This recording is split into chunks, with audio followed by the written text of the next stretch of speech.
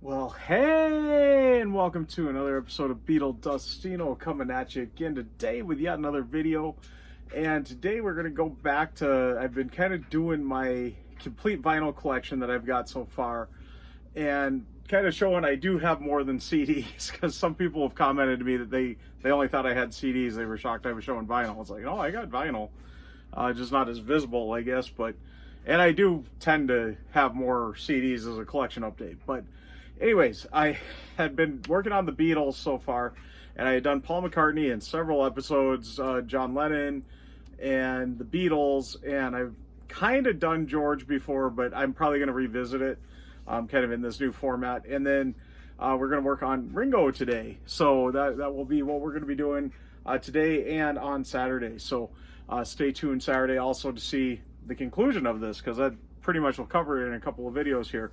So anyways, let's get through the intro and we'll get on to what I have.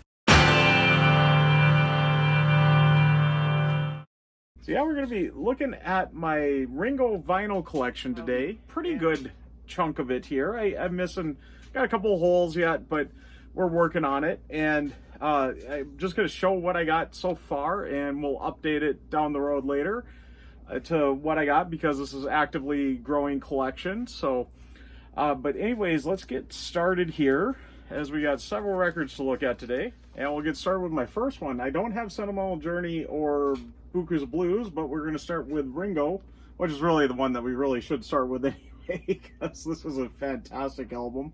Absolutely fantastic. And I think I got a promo copy, because you can see there's a little hole there. I don't know if that's what that indicates, or was it a discount? I'm still trying to figure that out.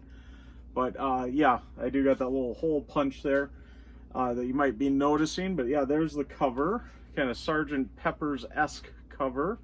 And the album originally came out on November 2nd of 1973 in the US and November 9th of 1973 in the UK.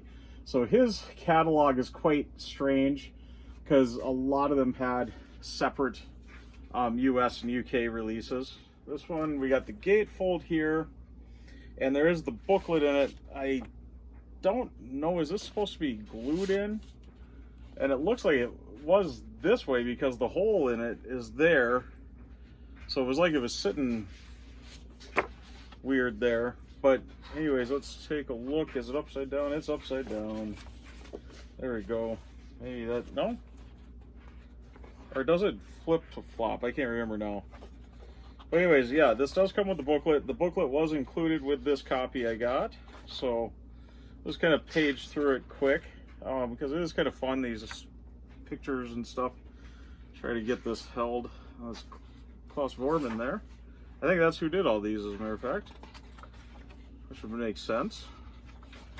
He was kind of their resident bassist in the 70s, and also their resident artist throughout their career. So even before they were signed to a label. So pretty cool that they've kept a good relationship with him, meeting him in Hamburg there. But yeah, there is the gatefold on it. And let's take a look at the record itself. And I'm assuming this is the correct sleeve with it, because it's also got the hole in it. I can't imagine somebody would just put a hole in a random sleeve, but just a plain white sleeve there. And there is the label on side 1, the custom label there. And side 2, I think I got that up right. Yeah, there we go.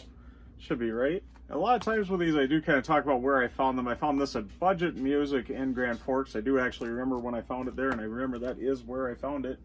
I'd actually passed it by several times, so don't pass me by, don't make me cry. Yeah, I kept doing that to it. Up next, so we'd have his next album in the discography there, and that would be Goodnight Vienna, which originally released on November 15th, 1974 in the US and November 18th, 1974 in the UK. So again, different release dates between the two countries. And one of them, it does flip-flop that the UK got it before the US. There's the back, the track list there. And here's our inner sleeve. I believe that should be the right way for the one, with all the lyrics there, the songs, and then all the nice pictures there. And there's the side 1 on the disc label there, custom label once again, and side 2. And this one I had picked up, and I can see by the price tag on the back, I had picked it up at Electric Fetus in Minneapolis. One of the albums I'd picked up on that little outing there. Pretty famous record shop, as it was one that Prince liked to frequent. There we go. Yeah. And here we got another copy of it. This one, possibly a little better condition. One of the rare ones I've got two of. And this one is because my cousin gave me this copy. And I can see it's pretty similar condition. I mean, they've kind of held up about the same. Even this is split in about the same spot. So the glue must have gave out at the right spot at both factories there, or at the same factory, because I'm not sure if it's the same pressing there, same pressing plant. I haven't checked that. I'm sure it's a U.S. one on both, and both of them probably came from the Twin Cities area, because he lives in St. Paul. And up next, again, following his discography pretty good here so far, we got Ringo's Rotogravure. I'm never sure if I say that right, but I think most people aren't sure if they say that right. So, but there's the front and the spine and the back. And this one, again, I got that little slit in it. So I don't know if this is supposed to be another promo one. This one does have a gatefold. So there we go with that. And this one would have been released on September 17th of 1976 in the UK, and then September 27th of 1976 in the US. So there we go. I said I knew there was one that the UK got it before us, and this would be the one. So there is the inner sleeve and the back there. And this one I think I picked up also at Budget Music. I realized I hadn't had a copy of it yet, and was in there one day and saw they had a copy, so thought I'd get it. I think they had two, so I had two to pick from to see which one was in better quality. This one I think was the best quality, and it was the cheapest too. I think it was a couple of dollars cheaper than the other one, if I remember correct. But on Atlantic Records there. And up next, I think we're still sitting in order. We're just missing those first two, but we're going on to Ringo the Fourth. This one is not a classic issue, though. This is a reissue from recently. The album originally came out in the UK on September 20th, 1977, and the US on September 30th of 1977. And this particular version came out on February 14th, so Valentine's Day of 2020. And it was a special release that they had on Friday Music. Yeah, I was thinking right. And I know I've heard these pressings aren't that great. I've listened to it. I didn't think it was that bad, but I don't know. I'm not a huge audiophile, so I guess what do I know? I just love the music. I love collecting the vinyl, and especially vinyl like this one, because this was a colored vinyl reissue. So there it is in the sleeve, and it is a polyline sleeve on this one. And I know this is the right one because I bought it new, and I can see my sides kind of blowing out there. But it is on a cool gold colored vinyl, and I love that kind of marbling in it. I don't know if that's what you call it, but that swirl effect or wave effect. They recreated on the Atlantic Records label here. And it looks really good. A lot of times these gold records, I don't like the gold colored ones because it's just kind of that solid and it looks almost more brown than gold. But when they put that kind of that wave or swirl or whatever into it, that makes it look kind of cool. I guess it is kind of translucent, transparent there, so that's part of what probably brings that in. And yeah, I think this looks far better than if they just go for that solid color, which just looks like a weird brown then. And then again, we got the same one. Now, weird on this, it's also Friday Music. And that other one was a very matte cover. This one is very gloss, feeling them back to back. So it's the same thing. This was released at a different time. Now, I think there was a red version also of that released by Friday Music at the same time, where the gold one was. And this was a Record Store Day exclusive, and this was on November 25th of 2022, the Black Friday Record Store Day, which everybody jokingly called Ringo Starr Day because he had so many releases on that Record Store Day. Plus, he had a new live album with the All-Star Band come out that day, separate from the Record Store Day, even though there was a Record Store Day exclusive of that too. But to the general public too, you could get that new Live at the Greek Theater 2019. And on CD and such, and then on record there at Record Store Day. But There is the sleeve on that one's pretty much the same, just like I said. The other one was more matte, this one was gloss. The other one had the 2 versions also. Again, it's in this poly lined plain sleeve. Kind of forgot to show you that. My version here is the blue one, which I think was the rarer one, if I remember correct. And this was the one I wanted anyway, not just because it was rarer, but I liked the blue. It was a really cool look. None of these really match the record itself. Usually they try to make colored vinyl match what's on the cover.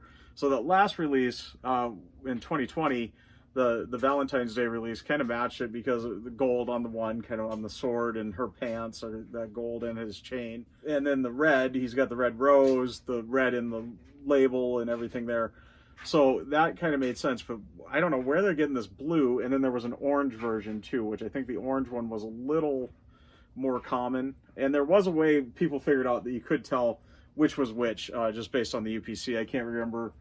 But yeah, if you are finding these out there and you're curious which one you got because they didn't mark it any other way, just look at the UPC and you should know on the one. I'll show you my UPC and you'll know that's the blue one. How about that? So there we go. Yeah, there you go.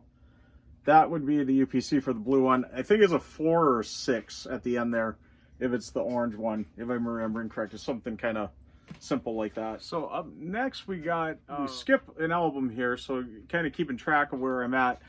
I don't have the classic one of Ringo the Fourth, so I guess kind of I do want to get that eventually.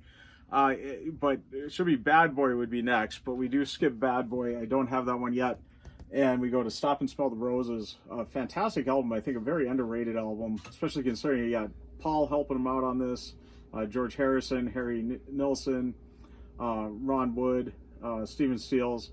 I mean, that's a pretty all-star cast there. So Ringo always with a little help from his friends.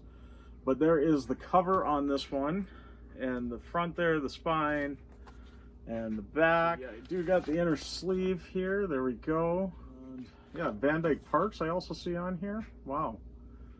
Helped arrange and produce some of these, so that's pretty cool. Yeah, like I said, with a little help from his friends. And this is a really underrated album. I really like this album. Let's see. This one's on the Boardwalk label. There we go. Side 1 there and side 2. Boardwalk Entertainment Company. And again, we had separate US and UK release dates. The UK beat it to market on October 20th of 1981.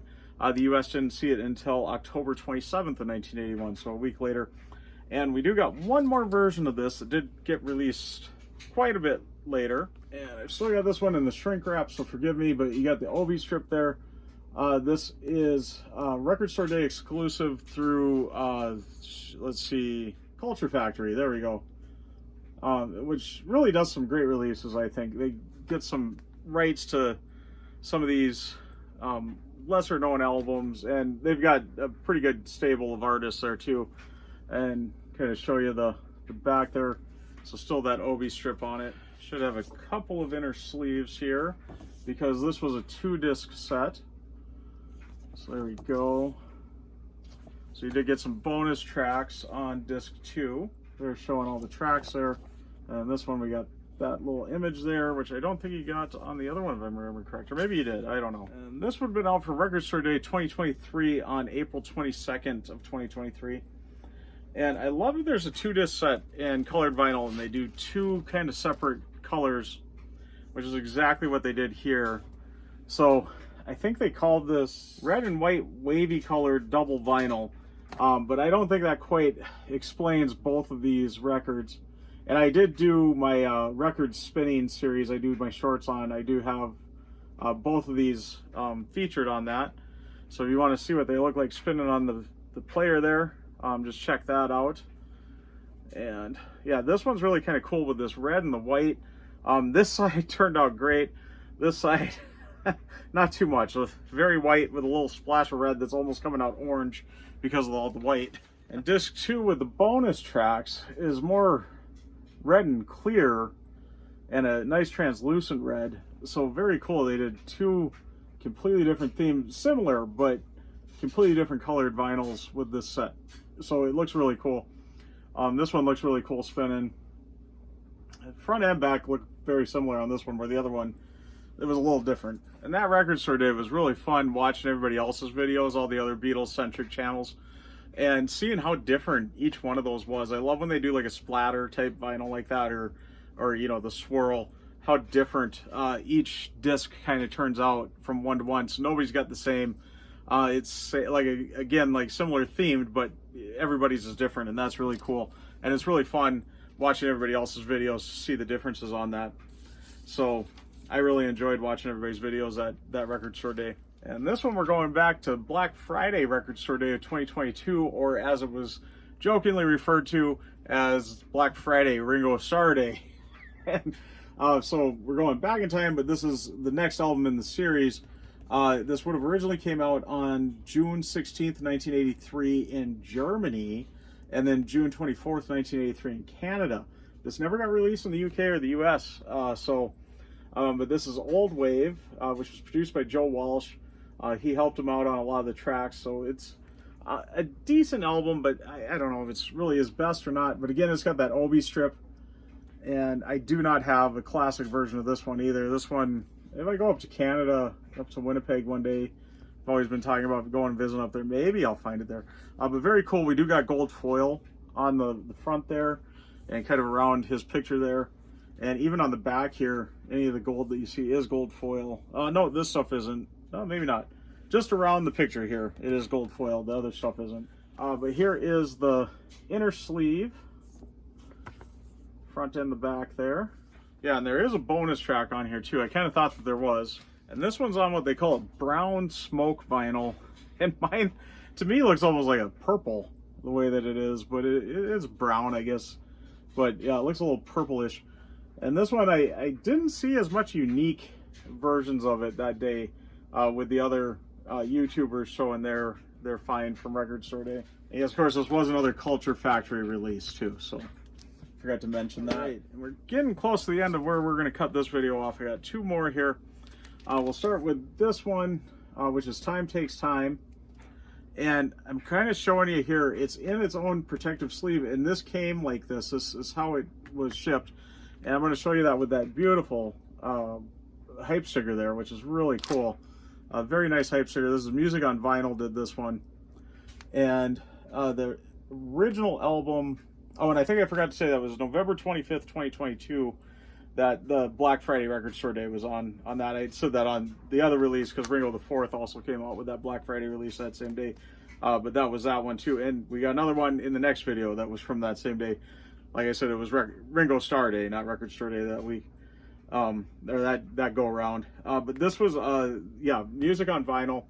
And the original album, Time Takes Time, came out on May 22nd, 1992 in the US, and over a month later in the UK on June 29th, 1992.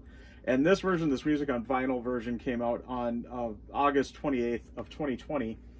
And I'll get it out of its little protective sleeve. You can hear it's even got the little seal there. And we'll show you the album cover a little better. Very nice finish on this. Really cool album cover on that, the artwork on it. And there's the spine and the back, and the inner sleeve's kind of sliding out here. Oh, it's not really an inner sleeve, it's an insert. I think kind of replicating the inner sleeve, because they gave us a polylined inner sleeve with the disc on this one. And there, that would be, I think I'm showing you the backwards, but whatever. We're only showing you the inner sleeve to show it's the plain white polylined inner sleeve. And there is the disc label, and this is on this cool kind of green and yellow swirl, I think they call it. I'll double check that hype sticker again. But really good. This is a really great album too. A lot of people really enjoy this, including myself. I know Brian Wilson is on this. Once again, a lot of help from his friends. Ringo, when he works and collaborates with other people, it really turns out to be a special album. Yeah, a limited edition of 1,500 copies on yellow and green marble vinyl. So there we go. Yeah, you got Harry Nilsson, Brian Wilson, Jeff Lynne, Jellyfish, but I'm thinking Jelly Roll. It's not that guy. Jellyfish. I'm not sure who that is. All right, and the last one for this video, and an interesting one. I did leave this in the shrink wrap. I'm kind of surprised I still got it in there, because there's no hype sticker or anything, but this is I Want to Be Santa Claus, and his Christmas album that up and down with people's like or not like on it. It's not my favorite, but it's still, I listen to it once a year at Christmas time just to spin it. You know that a Beatle has got a Christmas album. Yeah, we're going to take a listen to it. And it did come with an insert, and it's just blank on the back there. And then plain white inner sleeve, which and nothing on that side either. And I've moved it into a polyline sleeve, so that's why it's not in there. But here it is. There we go on the label. This is a Mercury label on this one. A custom label, of course, but it is Mercury Records. So there we go with that. And yeah, I Want to Be Santa Claus came out on originally on October 19th, 1999. And the vinyl version did not release. It was just CD initially. I think there might have been some cassettes too. But yeah, the vinyl version did not come out until a reissue in October 12th of 2017. So quite a ways down the road, about 16 years down the road. And it's really unfortunate they didn't do a colored vinyl on that. I think Christmas records look kind of festive on colored vinyl especially. And a nice red or green or gold like that one, something like that would be really cool on it. So hopefully one day Mercury Records, whoever's in charge of that, will release a colored vinyl version. But anyways, I'm going to get wrapping up and kind of signing out here. That was just that first wave of it, about 10 records there, and I got about another 10 for episode 2 here of my complete Ringo Starr vinyl collection, and that will be out Saturday, you'll see. So stay tuned for that. And in the meantime, I got my shorts going, and a lot of these you'll be seeing because I've been kind of on a Ringo kick ever since his birthday. I've been doing all the Ringo colored vinyl I got. So I think you would have seen my Ringo the Fourth ones in there, and some that are coming up in the next episode here. And I'm kind of doing Ringo stuff, and I'll be back to Paul on that. But yeah, be checking out my shorts. They're kind of fun, just record spinning. It's kind of cool to see how the colored vinyls and stuff kind of look moving, especially the marbled ones and that. So just kind of check those out. They've been quite a few views on all those, so I've been having fun making them and that. And yeah, fun to see myself sitting there right with the record watching it spin. So all right, but I am going to get totally signing out. And before I do, I want to thank all my subscribers. Thanks to any new subscribers. If you haven't subscribed yet, please do. And do hit the notification bell so you know when I got new videos coming out. Also, please give the video a like. It really does help out the channel. And like I always say, if you've stuck around to this point, you must like it. So please give it a like and do leave a comment. I love having a discussion with everybody. Let me know your thoughts on the Ringo Starr vinyl collection I got going so far. I got a couple of holes, but not too many. Actually, as we're getting into the 90s there with those last albums, there isn't a lot that he's got. He's had some other albums in there, but they'd never been released on vinyl, so hopefully they will be. And this next wave, I'm kind of getting into the 2000s. And again, same deal. A lot of those haven't been released on vinyl, so I got holes, but not for lack of trying, I guess. Some of them, as we get into the 2010s, that's lack of trying because I'm missing quite a few of those, but you'll see in the next episode there what I got. But anyways, I'm going to get totally signing out, and I'm going to say I'm Beetle Dustino, signing out.